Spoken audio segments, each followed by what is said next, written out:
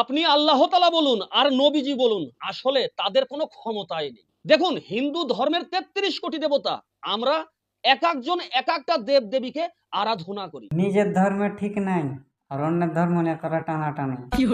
बात तो सही है। আরে ধাবারাম, ৩৩ কোটি দেবতা হবে না ওটা। ওটা কোটির অর্থ হলো প্রকার। ৩৩ প্রকার দেবতাকে তোরা পূজা করিস, ঠিক আছে?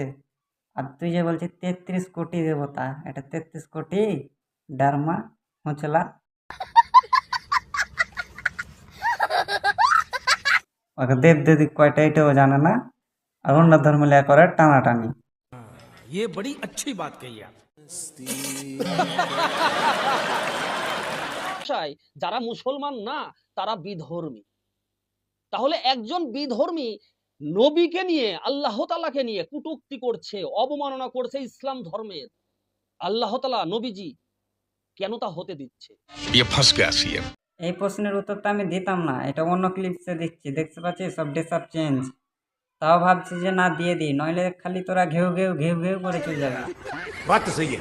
তুই আমাকে একটা প্রশ্নের উত্তর দে, আশা করি এই প্রশ্নের উত্তর তুই নিজেই পেয়ে যাবি, ঠিক আছে? তো আমার প্রশ্নটা হলো, একটা হলে ১০০ জন ছাত্র পরীক্ষা দিচ্ছে, হ্যাঁ মানে এক্সাম দিচ্ছে। তো সেই ১০০ জনের মধ্যে হিন্দু মুসলিম সব ধর্মেরই স্টুডেন্ট আছে। তো তুই ধর ওই স্কুলের মাস্টার।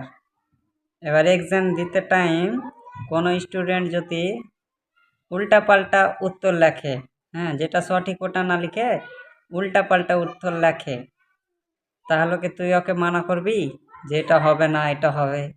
নিশ্চয়ই মানা করবি না। তার ফল দিবি রেজাল্টের সময়, নাম্বার কম দিবি, এটাই হলো তার ফল। ঠিক সেই রকমই এই দুনিয়াতে যে আল্লাহ তাআলাকে নিয়ে, আমাদের নবীদেরকে নিয়ে কটূক্তি কথা বলছে, এই এই দুনিয়াতে কিছু হবে না তার হবে ওই দুনিয়াতে। তবে হ্যাঁ, এই দুনিয়াতে কি প্রতিবাদ হবে বুঝতে পারলি? আশা করি বুঝতে পেরেছিস। গোবর মুত খেয়ে নেই এখন, আশা করি বুঝতে পেরেছিস। তারপরে বল। কেন তা সহ্য করছে? এত বড় সাহস, এত বড় স্পর্ধা কি করে হলো?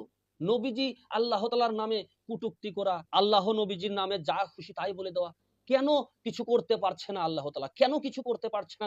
ये फंस गया सीएम। শোন, সেই হিসেবে যদি ধরিস তাহলে তুই আমাকে একটা প্রশ্নের উত্তর দে, ঠিক আছে? এই যে তোদের দেবতার মুন্ডু কাটা হয়, তোদের ধর্মের লোক কি করে এসব? লাস্টে ধরা পড়ে কি মিত্র, দাস, মণ্ডল এরাই, ঠিক আছে? ये बड़ी अच्छी बात कही आप। তো তোদের যে মূর্তির গলা কাটা হয়, কোনো সময় মূর্তিকে নিয়ে খেলা করা হয়, মূর্তিকে নিয়ে গাটারে ফেলে দেওয়া হয়, মূর্তির উপরে পিশাব করা হয়, তো এই সব জিনিসগুলা যে হয়, তাহলে তোদের দেবতা শাস্তি দিচ্ছে না কেন ওদের? বল। Good question. আর তুই অন্য কোনো কন্টেন্ট খুঁজে পাস না? এই সব সময় খালি হিন্দু মুসলিম ভিউজ কামানোর জন্য খালি হিন্দু মুসলিম করে চল যাস, দাঙ্গাবাজ। बात तो सही है।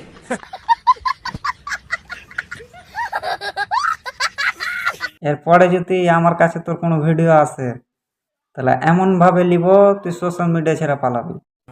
ये बड़ी अच्छी बात कही आप। এরপরে যদি তোর কোনো ভিডিওতে দেখতে পাই হিন্দু মুসলিমের দাঙ্গা লাগাবার কোনো কথা বলছিস, তাহলে এক তো তোকে রোস্ট করবই, দ্বিতীয়ত তোর পেজ খুঁজে পাবি না ফেসবুকে, ঠিক আছে? যদি মনে করিস যে এগুলো সব ফলস, মিথ্যা কথা, তাহলে তুই বানিয়ে দেয়, তোর পেজ ফেসবুক থেকে আউট হয়ে যাবে। এই কথাগুলো হয়তো কিছু কিছু হিন্দু ভাইদের মনে আঘাত লাগতে পারে, কিন্তু আমি সেই হিসাবে কথাটা বলিনি। কথাটা কেন বলেছি সেটা হয়তো আপনারা ভিডিওর মাধ্যমে দেখে বুঝে গেছেন। তো এইসব বোকাচোদাদের জন্য হিন্দুদেরকে এইভাবে অপমানিত হতে হয় যে কোনো জায়গায়। তো সবাই কি করবেন, এই ভিডিওটা বেশি বেশি করে শেয়ার করবেন, তাহলে যেন আর ভিডিও না করতে পারে।